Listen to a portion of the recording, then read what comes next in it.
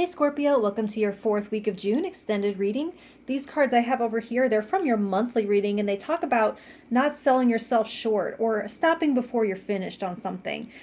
They're saying don't half-ass your healing. And they're saying that you don't have to do it all the time, but to take breaks because it's an ongoing process with no perfect finish.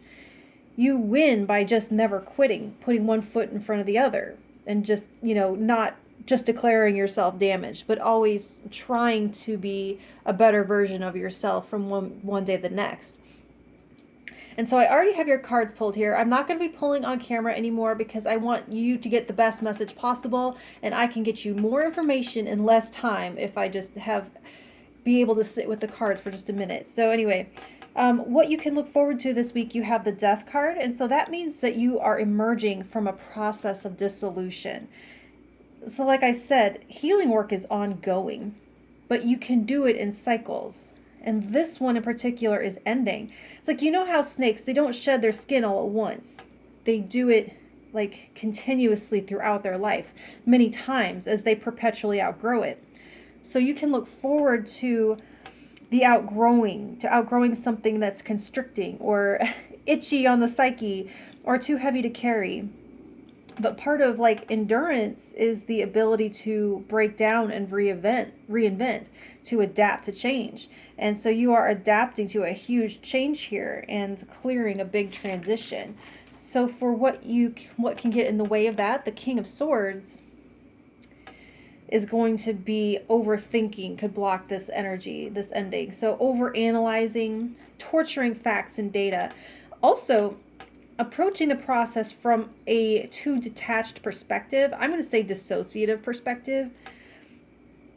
It's a process of allowing, not calculation. You're not the reporter or the manufacturer, but the experiencer. So there's a tendency to seek out absolute truth here with the King of Swords, where the healing process is more subjective than that. So for how to get around that, you have this Page of Cups. And that says to allow vulnerability, to sink into your heart center, to share space with your intuition. This is prayer, however you define it. I would call it connecting with the universe, asking for divine guidance, and being open to the answers to be different than what you expect or want.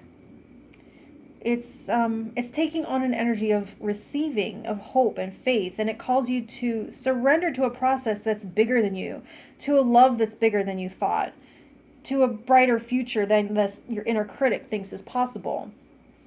So for the gift this week, you have the Five of Wands. It's a gift of challenge. So if you could consider for a minute someone giving you a gift card for a gym membership, that's the energy of this card in this particular position. You may have to answer some hard questions, but that's like the wrapping. The gift is the answers. You may run into some competition, and it's like you're sharpening your claws on it, keeping from complacency, reminding you of what you care about and why. So it's a chance here to prove to yourself that you're capable of anything that you put your effort into. So being next to this Death card, it reminds me of the struggle of a butterfly or moth to break out of the cocoon. The process is difficult, but as they push and they strain, it pumps this substance into the veins of their wings, and it hardens so that they have a strong structure. And if someone assists them, artificially takes them out from their chrysalis or whatever, they can't fly. So it's a little bit of tough love here as the gift. So for the lesson, you have the Tower, and that shows you learning how to get good at this whole breaking free thing. You'll be able to see faulty structures for what they are and build better as you move forward. It's like you're being set free here. And you're learning how not to turn back and build the same prison version 2.0 in its place. You're saying, you can't keep me down. You can't cage me. And as soon as I see those shoddy walls going up, I'm going to knock them down before I get stuck. So for what you're leaving behind, the Page of Wands says, giving in to half-baked impulses. I don't see anyone going through what you've gone through and coming out the same. It's leaving behind chaotic energy because you are better at channeling it into proactive, productive action. It's like you won't be stepping on your own landmines anymore, or blowing up your hands experimenting with a chemistry set you know nothing about, metaphorically speaking.